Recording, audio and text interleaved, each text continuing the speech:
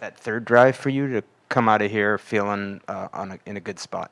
Yeah, it was you know, a little bit of a rocky start, but that's kind of how it goes when you haven't played for a little bit, and you just got to continue to play. And the guys on our team, we came together, kind of operated, didn't freak out or anything, just carry on and get our mojo back and keep everything going forward. So it was a good drive, and the game is 60 minutes, and right now a lot of the younger guys are getting a chance to play, which is great. So we understand how long a 60-minute game is, and I think that was a good learning lesson of, all right, let's keep playing here, and when we get into the season, we'll have a lot of chances to play those games out and continue to grow, whether it was a good first drive or not.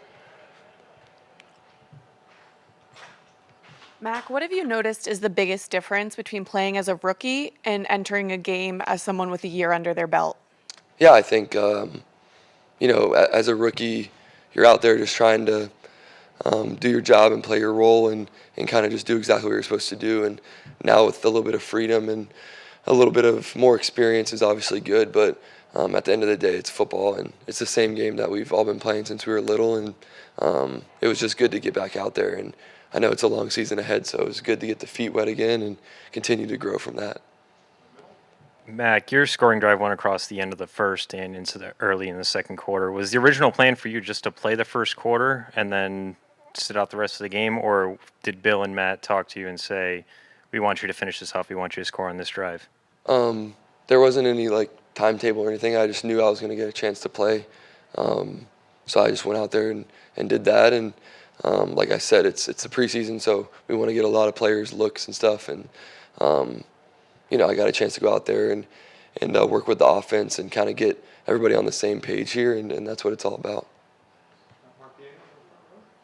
Matt, can you take us through the pass play with Nelson? You guys have obviously hit a few of those in practice, and how nice does it feel to hit it in the game? Yeah, it was good. I think it was a good play call, and he went up and made a good play, and I had plenty of time to throw it. And by that time we're moving the ball a little bit, so that was a good explosive play for a touchdown drive, and that's important for putting points on the board. So it was a good catch too. Mac, along the line of the question that was just asked about the continuing drive between the first quarter and the second quarter, at the end of the first quarter, I noticed you go by the bench not to talk to anybody and grab a ball, start working out. Was that in your mind? You didn't want to talk to anybody about coming out? You wanted to stay in? You just didn't feel you wanted to talk? You wanted to make sure you stayed in? Well, I have no idea. I knew I was going in. They didn't tell me I was out yet, so I just always do that before any drive. Throw a couple passes, 5 or 6, and then when I feel good, I know I'm ready for the next drive. So I've done that since I was 5 years old, and I'll continue to do that. Hey, Mike. I have a question about the scramble play before the touchdown in the second quarter. Was that designed play, or if not, what did you see that set you off? No, it was not designed. It was just a pass play, and there's people open, but they played very soft off. So I just kind of found my way and got positive yards and got down. Mac, it seemed like last week there was a picture in your locker from that Bills playoff game at the end of last season. When you see that photo every day coming into the facility, what does that do for you? Yeah, I've always been a big fan of having motivation stuff in your locker. And my dad, actually, the two things that he's always showed me is the poem "Man in the Arena" and "If" by Rudyard Kipling. So those are the two that are more important to me. But I've always done that, and that's last year. But I think it's motivation to just come in here and work every day. And I do love the two poems a lot. So that's a big shout out to my dad, because he kind of gave me those when I was probably 6 years old, and kind of explained everything to me. And then as I grew, I continued to just enjoy that. Actually, the "If" poem is in Wimbledon, so that's where he learned about it, in the locker room in Wimbledon. So it's pretty cool.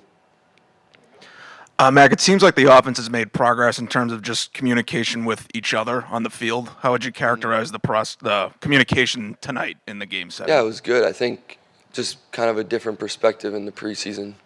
Obviously not playing every snap, so it's cool to see the game from a different perspective and listen to the coaches and help the young guys. I like to let them play and do their thing, because that's how I kind of like to be too, is just go out there and play and then save the tape for the game film, the next day or whatever. But I can always give tips, and the communication between the coaches and assistant coaches was great. I think that is something that we made a lot of progress in, just positive next play mentality, versus maybe dwelling a little bit. Mac, first game where you have Matt Patricia in your ear calling plays, Joe Judge helping out on offense with in-game action. How was that having them kind of coach you up, and how excited did that just get you for the regular season? Yeah, I think Matty's done a great job.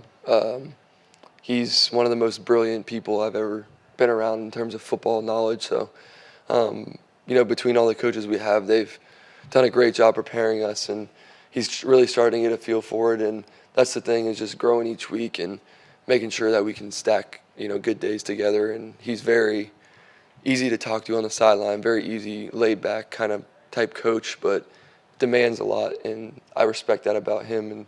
And hopefully we can grow for a long time. Matt, can you talk about what it's like working with little Jordan Humphrey since he came over a couple months ago?